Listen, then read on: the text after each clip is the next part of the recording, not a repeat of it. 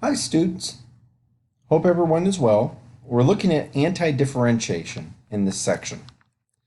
Antidifferentiation is the process of determining f of x given that f prime equals f.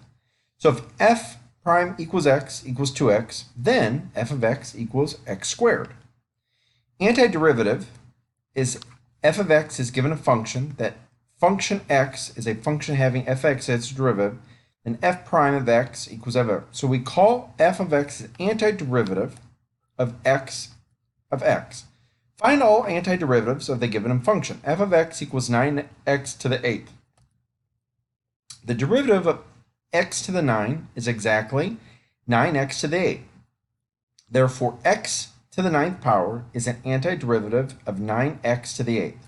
So x to the 9th plus 5 and x to the 9th minus 17.2, it turns out all antiderivatives of f of x are of the form x to the 9th plus c, where c is any constant.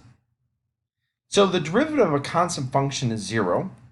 Suppose that f of x is a continuous function on any interval if f to the first, or f1 of x and f2 of x are two antiderivatives, and they differ by the constant of I. In other words, there's a constant c such that f2x equals f1 of x plus c for all x in 1.